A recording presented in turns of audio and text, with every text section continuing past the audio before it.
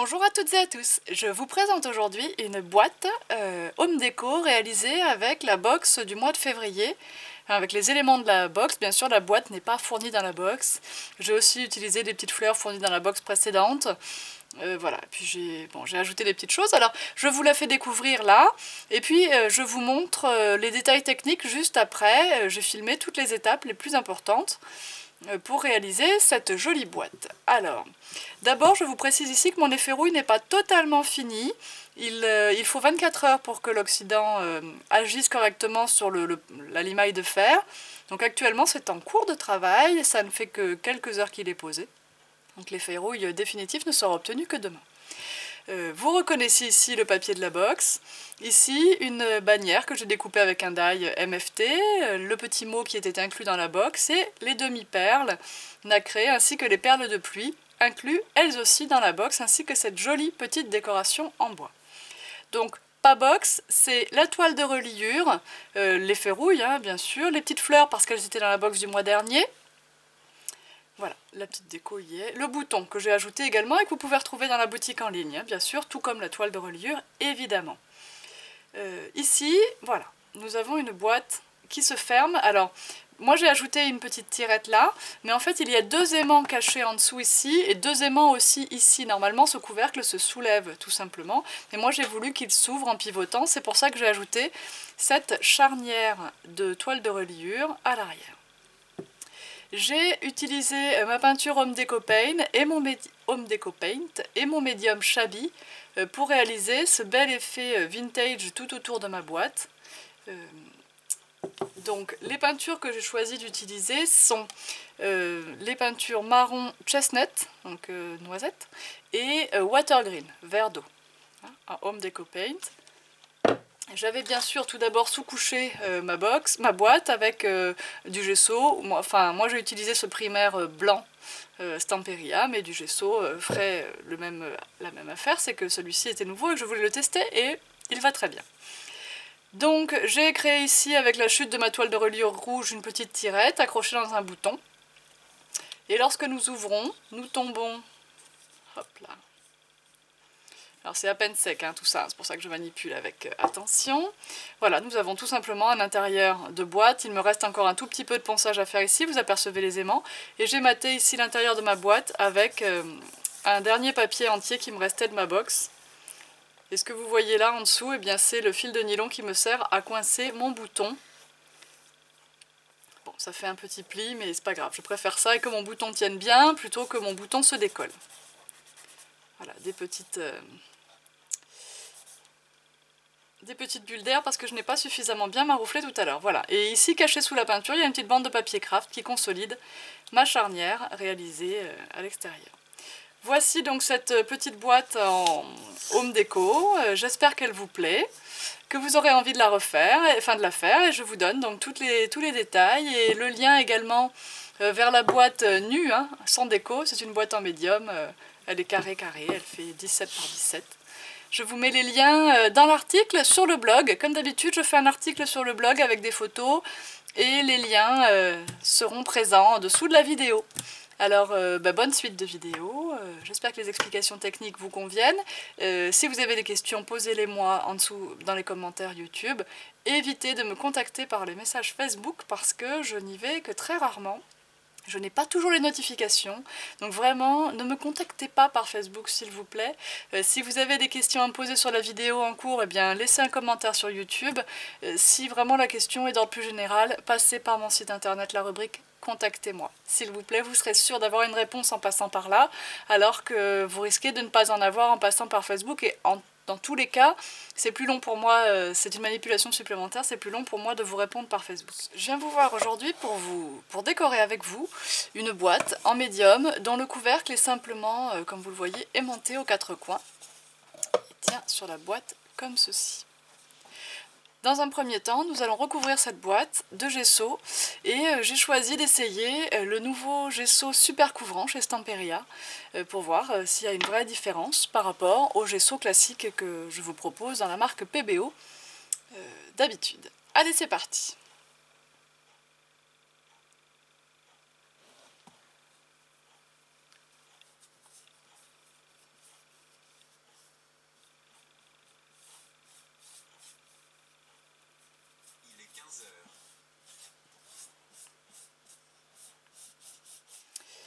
Alors voilà ma boîte qui est sous-couchée, comme vous pouvez le voir. C'est une seule couche, donc la couvrance est bien pour ce produit. Ensuite, j'ai prévu, puisque j'aime beaucoup cette feuille et j'ai fait exprès de ne pas l'utiliser avant, de décorer le dessus de ma boîte comme cela. De réaliser avec ce bout de toile de reliure rouge une charnière qui va venir se coller comme ça derrière, de façon à pouvoir ouvrir ma boîte comme ça sur le devant. Et pour pouvoir ouvrir ma boîte facilement ici, je vais utiliser ce bouton que je vais agrémenter de ce petit bout de chute de toile de reliure pour pouvoir lever mon couvercle facilement. Donc j'ai préparé tous mes morceaux et j'ai découpé avec un die de découpe My Favorite Things. Hop, celui-là. Un fanion ici, enfin un drapeau, ce que vous voulez, pour pouvoir coller le mot, ça c'est chouette, de façon à ce qu'il ressorte bien et il sera collé sur le bord du couvercle, comme ceci. Le bord ici sera fait en fausse rouille et nous allons nous occuper tout de suite des côtés de la boîte qui vont être faits en marron et vert avec le medium shabby pour pouvoir poncer un petit peu au milieu. J'ai pris ici les Home Deco Paint parce que vous savez qu'elles se poncent très bien et qu'elles couvrent aussi très bien. Alors on secoue bien la peinture, on va commencer par le marron. Je vais bien sûr accélérer ces étapes. Vous prenez un pinceau bien propre que vous séchez, vous ne diluez pas vos peintures à l'eau. Et c'est parti, un peu de peinture. Alors, ce que je dis souvent à mes élèves en atelier, c'est que ce n'est pas la peine d'en mettre plus que ça sur le pinceau, il vaut mieux le recharger souvent et ça vous permettra surtout de bien le nettoyer parce que tout ce qui se trouve ici, là, à la base des poils, est très difficile à enlever lorsqu'on nettoie son matériel après. Allez, donc on peint tout simplement tous les côtés de notre bas de boîte en marron. Je vous retrouve tout de suite après. Voilà, ma peinture marron est bien sèche, je l'ai fait sécher au sèche-cheveux pour accélérer un peu. Je vais maintenant passer une couche de shabby médium shabby, vous écoutez que c'est très liquide. Et ça va me permettre de bien pouvoir poncer ma peinture verte après. Alors, je vais l'appliquer, vous allez voir ça perle. C'est un petit peu comme de... alors là, j'avais pas bien fait sécher mon marron. Tiens, il glisse un petit peu sous le shabby, bon. C'est pas très grave. De toute façon, comme on veut un résultat vintage, enfin comme je veux un résultat vintage, ça n'est pas grave. Alors le médium shabby, on n'est pas obligé de le passer partout. On peut aussi décider de le passer seulement sur les arêtes ou aux endroits en tout cas où on poncera. Alors moi je le passe partout ici, par contre c'est quand je vais poncer que je ferai attention à où je veux vraiment user ma peinture. On pourrait, pour économiser un peu de médium, ça coûte pas très cher, décider de n'en passer qu'à certains endroits. Voilà. Ça, je vais le faire sécher aussi au sèche-cheveux. Alors j'ai nettoyé mon pinceau marron. Je reprends maintenant ma couleur verte que je vais appliquer sur mon médium shabby et que je pourrai poncer quand elle sera sèche. Donc j'en mets partout. Une couche pas trop épaisse pour avoir un petit peu moins de ponçage. Alors nous voilà à l'étape du ponçage. Donc là vous allez devoir choisir le degré d'usure que vous voulez appliquer à votre peinture. Et donc vous allez adapter votre papier de verre ou paille de fer à l'usure que vous voulez. Donc si vous voulez des grosses rayures, quelque chose de vraiment très abîmé, vous allez prendre un papier de verre avec un numéro petit. Vous allez prendre du 120 par exemple, il est assez grossier et vous allez obtenir de grosses rayures. Vous allez obtenir un résultat beaucoup plus fin avec un grain 240 par exemple. Et ici dans mon cas, je vais carrément utiliser donc de la paille de fer. J'ai pris de la 0, je crois pas de la triple 0 ni de la double, de la 0 tout court. Voilà, donc j'en ai pris un morceau et avec ça je vais poncer. Alors l'avantage de faire avec de la paille de fer ici, c'est que ça va non seulement enlever de la peinture verte par endroits, mais également lustrer la peinture qui ne va pas s'en aller et lui donner un aspect un petit peu satiné comme vernis ou ciré, mais voilà, très sympa. Et donc à vous d'insister plus ou moins selon l'effet que vous voulez obtenir. Attention évidemment, ça fait de la poussière.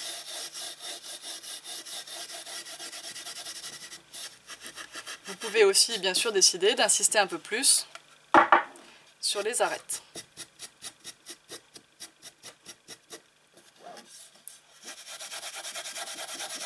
Alors une technique que j'ai déjà vue consiste aussi à venir gratter un petit peu de peinture comme ça avec le cutter et puis à accentuer ensuite ce qu'on a déjà enlevé avec la paille de fer. Voilà.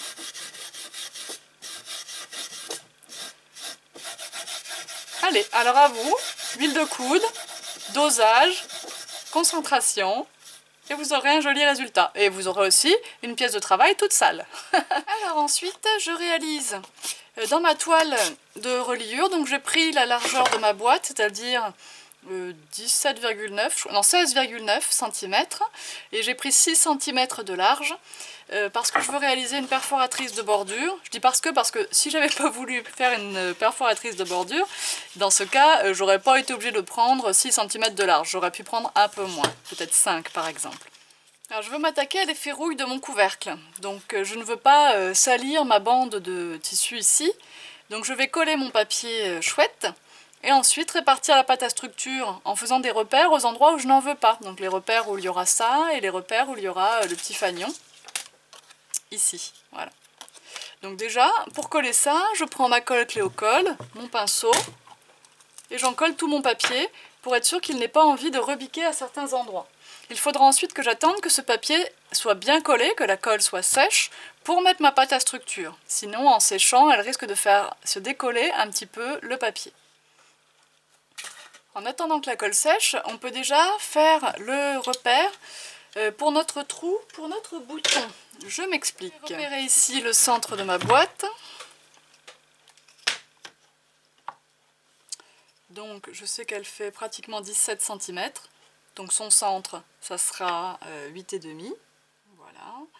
À moi de voir maintenant à quelle hauteur je veux le mettre. Peut-être par là.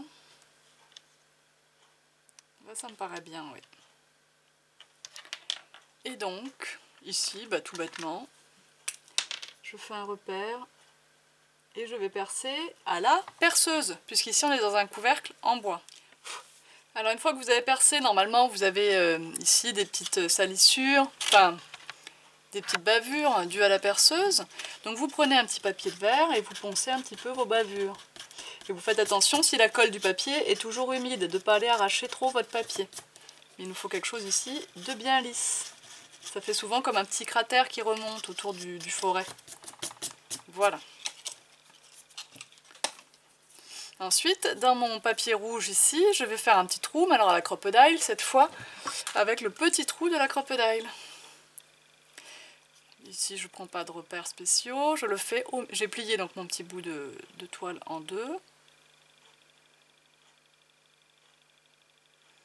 Je me place au milieu en largeur, voilà. Ça viendra se mettre là. Et mon bouton, eh bien, je vais le coudre. Ok, alors notre colle, je pense, est suffisamment sèche là-dessous, en tout cas je l'espère, sinon j'aurai une mauvaise surprise. Alors au lieu de prendre une pâte à structure, je prends de la modeling paste noire pour cette fois, que je vais appliquer donc aux endroits où je vais vouloir mettre ma limaille de fer pour pouvoir obtenir mon effet rouille grâce à ces deux magnifiques produits Rust Effect chez Stamperia. Donc, je place ma pâte. J'ai fait des repères aux endroits où je ne voulais pas en mettre.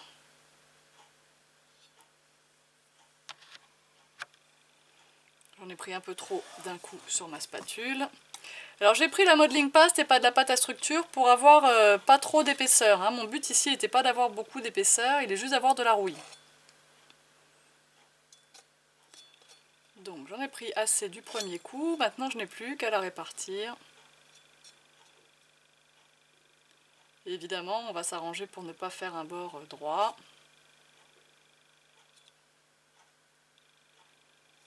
Voilà.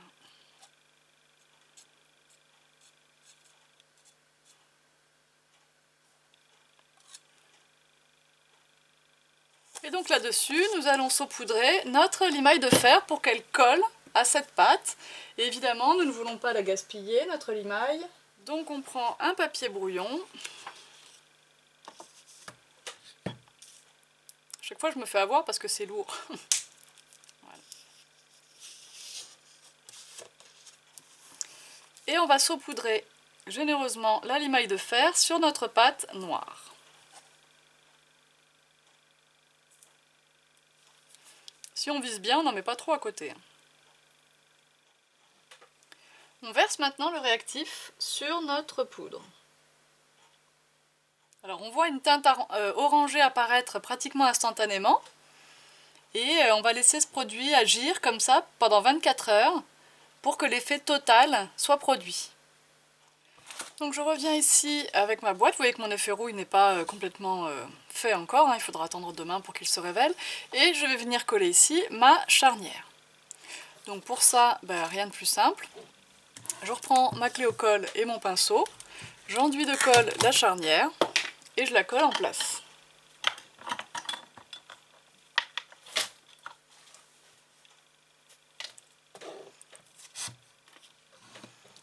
Voilà.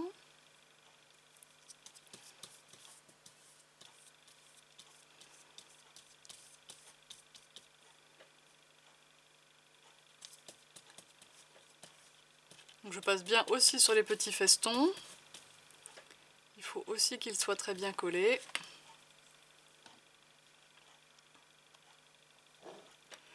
Et j'essaye d'en mettre à peu près la moitié sur le dessus de la boîte. Pour le côté droit des choses, eh bien, je me réfère aux oreilles de mes petites chouettes. Et je retourne. Ici, je fais bien attention au centrage de ma toile. Voilà. Alors je vois qu'elle n'est pas tout à fait suffisamment sur le côté droit, donc je la tire.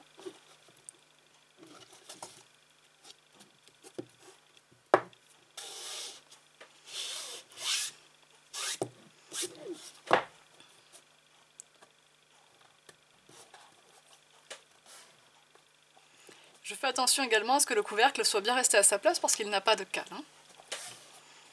Voilà.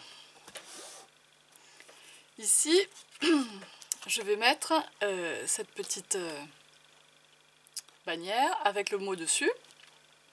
Et avant de la mettre, bien sûr, je vais l'ancrer avec la Vintage Photo.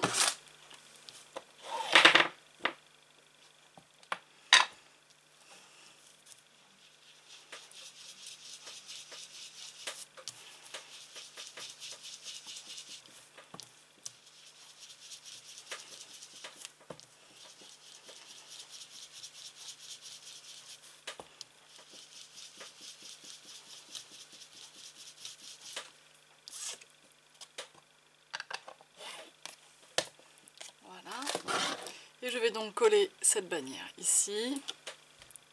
Et je vais la coller complètement. Parce qu'ici, il ne s'agit pas d'une carte, mais bien d'une boîte, hein. Donc ça, c'est pas un objet décoratif, c'est un objet qui doit servir. Donc il faut que tout soit bien collé.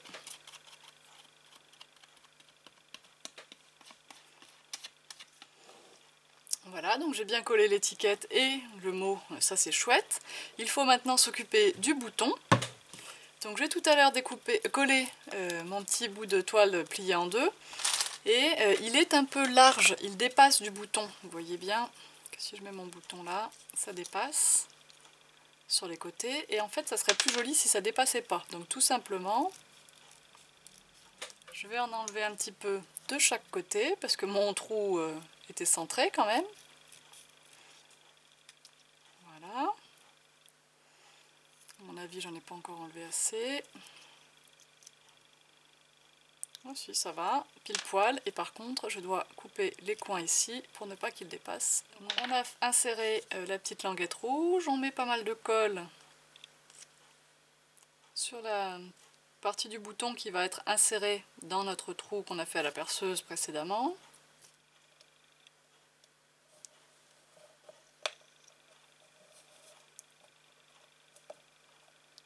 Voilà.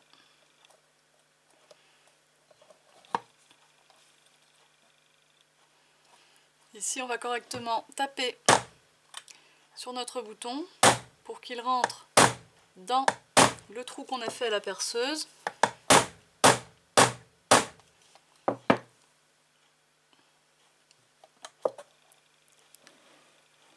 On va remettre de la colle de ce côté-là et sécuriser nos 2 petits morceaux de fil, comme ceci. On va pouvoir ajouter quelques décos qui sont incluses dans la box.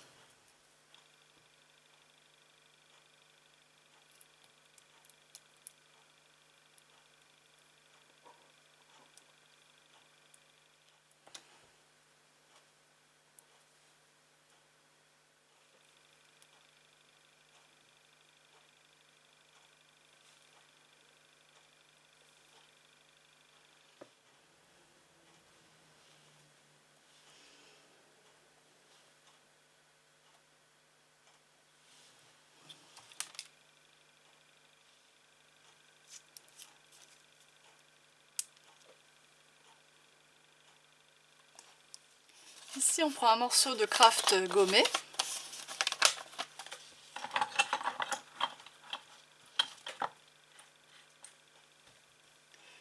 On le mouille pour activer la colle.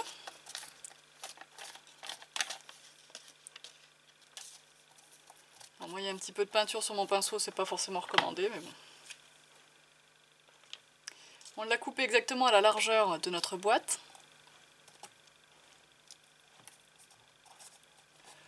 On le colle déjà sur le couvercle. Donc ici, on colle. Avec les ciseaux, on va marquer